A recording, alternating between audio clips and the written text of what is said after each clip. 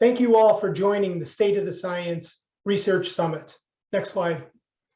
I'd like to again thank all the organizations who participated with us in the formation and execution of the Research Summit. On the next slide, I'd also again like to acknowledge the support of the National Heart, Lung, and Blood Institute for the R13 award to facilitate the remote participation groups. On the next slide, you again see the National Hemophilia Foundation mission. We won't belabor this at this point, but on the next slide, I think there's an important question that we can ask. What is preventing people from thriving and achieving that mission? And I think it's pretty clear that there are gaps in care that are evident from the discussions that we've had over the last several days. On the next slide, you can see what I consider the patient journey. So there's many points that are punctuated on this patient journey. I don't really like the term journey, so if somebody has a better term to suggest, it's not really going on a vacation, which is what I consider a journey. So healthcare should really be smooth and easy, but we know it's a circuitous path. On the next slide, we can see that one of the challenges that's been identified is symptom recognition. How do we address symptom recognition within the general population? We know that this is a problem for disorders such as von Willebrand disease and mild hemophilia, especially that occurring in the developing world. On the next slide, I think we identify the next challenge, which is if you recognize that you have a problem, do you have access to care? Do you have access to the right people who are going to be able to address the issues that you're presenting with? And are you capable of self-advocating for that access to care? The next slide demonstrates yet another problem, is diagnostic testing. Is the testing available? Is it adequate? Do we need new testing protocols and procedures to be developed to enhance the diagnosis for these bleeding disorders? I think subsequent to the diagnostic testing on the next slide, you see that it's interpretation. Along the journey that patients have, they frequently will have testing performed, but the clinician who orders that test may not be capable and empowered and educated to be able to adequately interpret the tests. So I see that this is another roadblock that we have in our patients' voyage here. On the next slide, there's yet another challenge, which is access again to care. Is there access to the appropriate specialist? Is there access to treatment? Is there access to all of the services that entail comprehensive integrated care, which we know benefits people with inherited bleeding disorders? So next slide demonstrates how we've addressed this in the past, is through education and advocacy. And I think through education and advocacy, we can impact every one of these and all the other barriers that you could add to this slide that have been put up in front of people to achieve their best outcome and enabling them to thrive. So on the next slide, I put again up the mission statement. And although we've put a lot of emphasis into the vision of cures for all inheritable blood disorders, I think that we have to recognize on the next slide, you see that there's still an important component of addressing and preventing the complications of these disorders.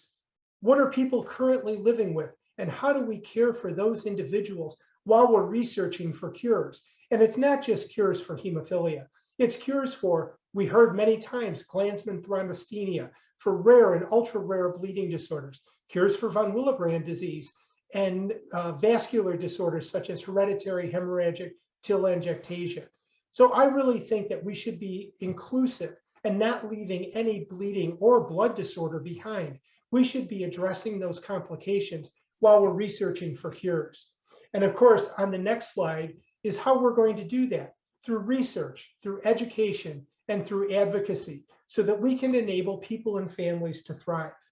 So on the next slide is my vision of how we're going to make all of this happen. We heard a lot about community, how we all have to come together. So, and I think that this is what we really need to strive for, speaking with that one voice. But more importantly, words have to translate into actions. So let's all make this happen by coming together, working together. We heard about forming those steering committees and continuing our working groups, but broadening those working groups to include more voices. And as I said previously, more hands make light work. So on the next slide, I think it's really important to recognize the contributions that the subject matter experts, those who live with these disorders, can make in research, in advocacy, in education, in healthcare decision-making, and of course, being self-advocates for themselves as well as advocates for others in the community. So we see the role for the subject matter expert being central to everything that we're going to do in the future. And being centric to this vision is critically important. Next, we'll talk about what can you do? Well, you can participate. You can get your friends and colleagues to participate. Encourage your patients to participate. We need more subject matter experts to participate in the next phases of this process. And on the next slide, I'm going to talk for a second about how we achieve our ultimate goal. So what is the ultimate goal? It's transforming science into patient care. I think in the past, we've been fragmented. We've gone in multiple different directions. Industry, academia have gone in different directions. We need to coalesce the community together to be able to really be speaking with that one voice, but more importantly, acting in that one way so that we can all achieve the common good, which is to improve patient care. So we need to transform science into patient care. And more importantly, we also need to transform patient care into science.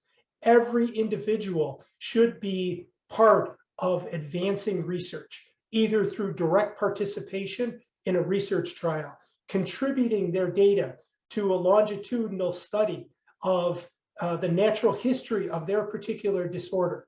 But I think it's critically important that we really bring the entire community into this idea of achieving our ultimate goal. And what is our ultimate goal? The next slide, I think, will tell you what I think the ultimate goal is health equity.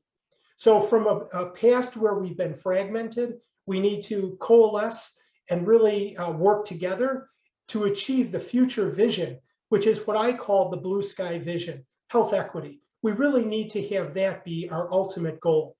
Now, this isn't my idea. And on the next slide, I take this from an esteemed group of individuals: Mark Skinner, Diane Nugent, Pam Wilton, Brian Omani, Jerry Dolan, Jamie O'Hara, and Eric Berntorp. This group, we talked about achieving the unimaginable, health equity in hemophilia. Now, I would challenge all of us to think hemophilia is too narrow. We cannot achieve health equity in hemophilia. But on the next slide, you'll see what I believe we really should be looking for is health equity in bleeding disorders, leaving no disorder behind, being able to address and deal with the complications that people are currently living with, but importantly, researching for cures. That is the ultimate vision for this community. This is what we heard during the Blue Sky Project, achieving the vision of a cure for all inheritable blood disorders. And I think that with that, we have an opportunity to really move our community forward into a way where we can achieve this goal. So with that, I'd like to thank you for your attention and participation in the National Hemophilia Foundation Research State of the Science.